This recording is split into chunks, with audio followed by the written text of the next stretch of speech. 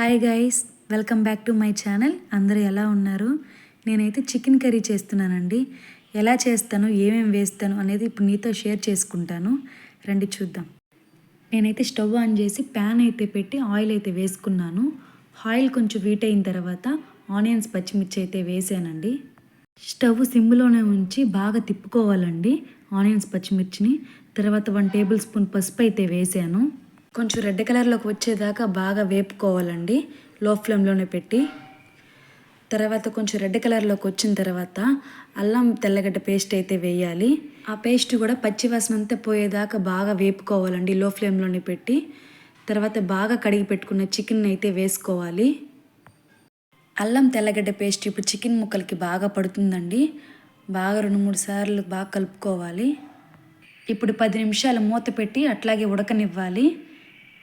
చికెన్లోంచి water అంతా అయితే బయటకు వచ్చేస్తుందండి. ఇప్పుడు ఆ వాటర్ అంతా వచ్చేసిన తర్వాత కారం అయితే వేసుకోవాలండి.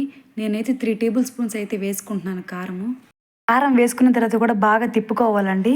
ఎందుకంటే కారం కొంచెం పచ్చివాసన వస్తుంది. పచ్చివాసన పోయేదాకా తిప్పుకోవాలి లో ఫ్లేమ్లో పెట్టి. తర్వాత ఉప్పు వేసి తగినంత వాటర్ అయితే పోసుకోండి కర్రీలో. లాస్ట్లో దించుకునే ముందు ఇంట్లో చేసుకున్న గరం మసాలా అయితే వేసుకున్నాను. కొంచెం కొత్తిమీర కూడా వేసుకోండి. కొత్తిమీర అయితే చికెన్ కర్రీకి ఎక్కువ వేస్తేనే బాగుంటుందిలేండి. ఫైనల్లీ ఇలా ఉందండి లుక్ అయితే. Thank you for watching. Video నచ్చితే లైక్ చేసి సబ్స్క్రైబ్ చేయండి.